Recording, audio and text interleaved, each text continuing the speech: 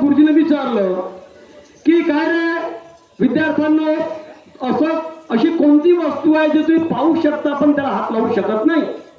गुरुजीने विचारलं अशी कोणती वस्तू आहे ज्याला पाहू शकता हात लावू शकत नाही? एक विद्यार्थी हात वर केला, तो म्हणाला सर सूर्याला पाहू शकतो हात लावू शकत नाही.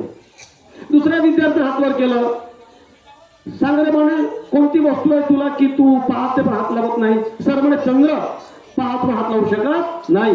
तिसरा विद्यार्थी म्हणाला सर आकाश, पाहू शकतो हात लावू शकत नाही. भीमरावाने हात वर केलं.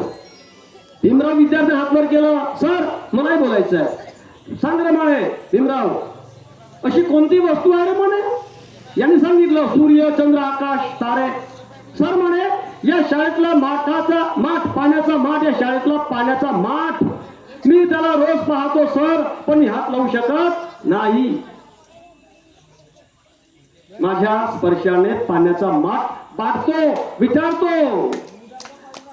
आणि ज्या पोराच्या स्पर्शाने विचार व्हायचा, जो शाळेच्या कोपऱ्यात बसायचा, घरचा पोता नेऊन बसायचा, शाळेच्या बाहेर राहून नाही शिकले बाबासाहेब. हे खोटं खोटं कवी सांगतात. कवी लोक खोटे खोटे सांगत राहतात. कवालीवर भलतच काही खोटे सांगून टाकतात. जरा वाचत जा म्हणा, नीट वाचा, बाबासाहेब चरित्र नीट वाचा. बाबासाहेब म्हणजे भीमराव रावजी आंबेडकर, भिवा नावाचा पोरगा 14 एप्रिलला जन्माला देशामध्ये महू या ठिकाणी. महू नावाचं त्यावेळी गाव नव्हतं. महू नावाचं गाव नव्हतं. महू काय आहे? महू हे military headquarters of warriors, MHOW. Mhow MHOW, military headquarter of warriors, म्हणजे कॅम्प होता सैनिकांचा.